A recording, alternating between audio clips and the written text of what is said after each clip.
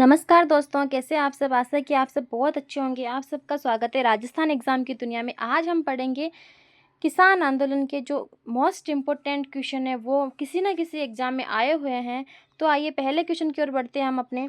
तो पहला क्वेश्चन हमारा ये रहा हमारे सामने कि किसान पंचायत जिसकी स्थापना सन 1916-17 ईस्वी में की गई थी, इस संगठन का संबंध किससे था? तो इसका जो आंसर होगा वो होगा बिजोलिया। किसान पंचायत जिसकी स्थापना सन 1916-17 में की गई थी, इसका संगठन का जो संबंध था वो बिजोलिया किसान आंदोलन से था। अब हम बात करते हैं नेक्स्ट क्वेश्चन की। तो नेक्स्ट क्वेश्चन ये रहा हमारे सामने, चौरी कर की प्रकृति थी, मतलब जो चौरी कर की जो प्रकृति थी वो किस पर चौरी कर लगाते थे? तो पुत्री के विवाह पर जो कर होता था उसको बोलते थे चौरी कर। नेक्स्ट क्वेश्चन हमारा क्या है? नेक्स्ट क्वेश्चन ये रहा हमारे सामने कि 1917 में किसने बिचौलिया किसान पंचायत का आयोजन किया था?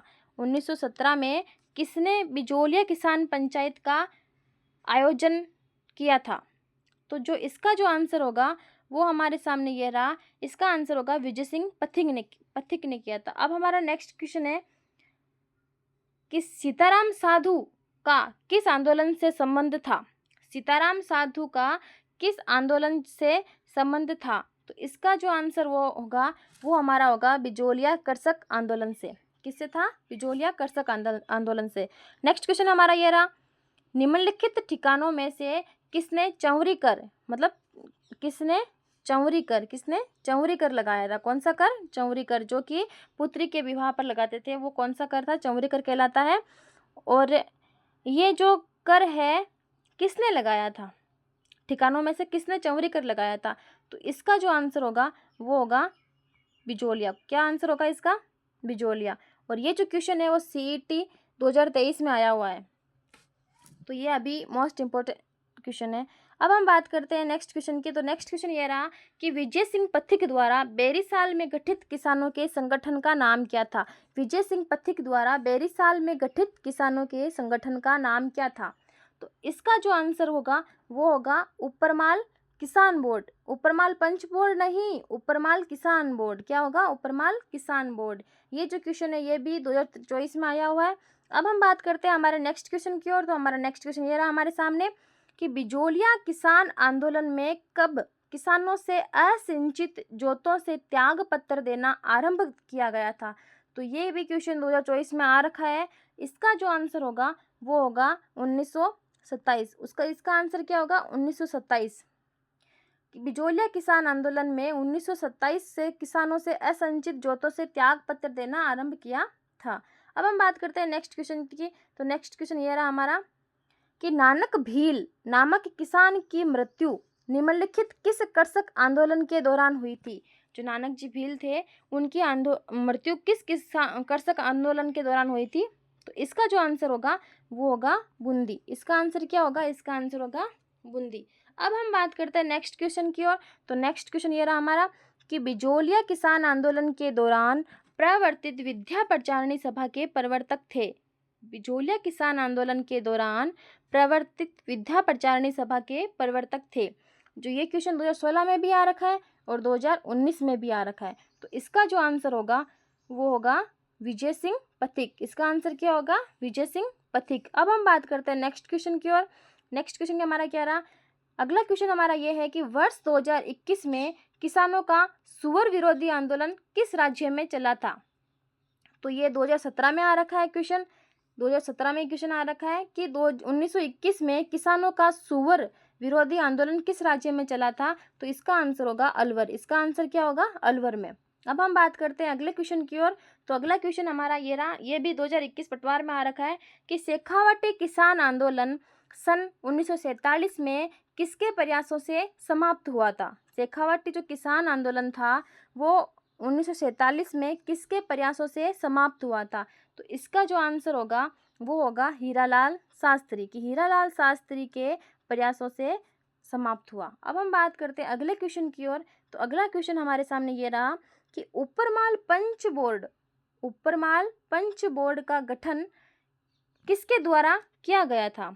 तो ऊपर माल पंच बोर्ड का गठन किसके द्वारा किया गया था? ये क्वेश्चन LDC 2024 में आ रखा है। इसका जो आंसर होगा वो होगा ऊपर माल पंच बोर्ड विजय सिंह पथिक के द्वारा। ऊपर माल जो पंच बोर्ड है उसका जो गठन है वो विजय सिंह पथिक के द्वारा किया गया था। अब हम बात करते हैं, हमारा नेक्स्ट क्वेश्चन ये रहा हमारे सामने अगला, कि भरतपुर का जाट नेता जिसने शेखावटी के किसानों को कर्षक आंदोलन के लिए प्रेरित किया।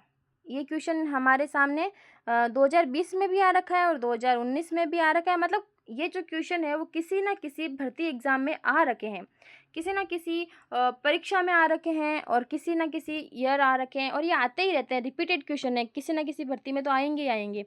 तो इसका जो आंसर होगा, इसका आंसर क्या होगा कि देशराज। इसका आंसर होगा देशराज। भरतपुर के जाट नेता ठाकुर देशराज 1940 में भरतपुर जाट सभा में शामिल हुए। वे उसके मंत्री बने। उन्होंने जाट जगत नामक एक साप्ताहिक पत्र भी आगरा से शुरू किया। इन्होंने शेखावटी के किसानों को कर्षक आंदोलन हेतु प्रेरित किया। जाटों को संगठित करने के उद्देश्य से भरतपुर के जाट नेता देशराज ने सितंबर 1933 में ईस्वी में पलथाना में एक सभा का आयोजन किया, जिसमें सीकर में एक महायज्ञ करने का निर्णय लिया गया था। और भरतपुर का जाट नेता जिसने शेखावटी के किसानों को कर्षक आंदोलन के प्रेरित किया था वो थे देशराज। अब हम बात करते हैं नेक्स्ट क्वेश्चन की, कि भोजी लंबरदार किस आंदोलन से संबंधित थे? ये क्वेश्चन 2022 में फर्स्ट ग्रेड का एग्जाम हुआ था, उसमें आ रखा है फर्स्ट पेपर में, कि भोजी लंबरदार किस किसान आंदोलन से संबंधित थे। तो जो इसका जो आंसर होगा वो होगा भरतपुर। किससे थे? भरतपुर से। भरतपुर राज्य में खालसा भूमि में लंबरदार व पटेल भू राजस्व की वसूली के लिए जिम्मेदार होते थे। 23 नवंबर 1931 को भरतपुर में भोजी लंबरदार के नेतृत्व में विभिन्न तहसीलों के करीब 500 किसान एकत्रित हुए थे। कितने हुए थे? करीब 500 किसान एकत्रित हुए थे। अब हम बात करते हैं, हमारे नेक्स्ट क्वेश्चन की ओर बढ़ते हैं। तो नेक्स्ट क्वेश्चन हमारा ये रहा कि निम्नलिखित में से किसे 1916 में बिजोलिया किसान पंचायत का सरपंच नियुक्त किया गया था? इसका जो आंसर होगा वो होगा मन्नालाल पटेल। क्या होगा इसका आंसर? मन्नालाल पटेल। इस प्रकार से हमारे ये आज के क्वेश्चन कंप्लीट हुए और आशा है कि आप सबको ये क्लास बहुत पसंद आई होगी। और ये क्वेश्चन जो है वो बहुत इंपॉर्टेंट क्वेश्चन है, किसी न किसी भर्ती एग्जाम में जरूर ये क्वेश्चन आपको देखने को मिलते हैं। इस प्रकार से आपको ये क्लास उम्मीद है कि आपको पसंद आई होगी। बहुत बहुत आपका धन्यवाद। Thank you.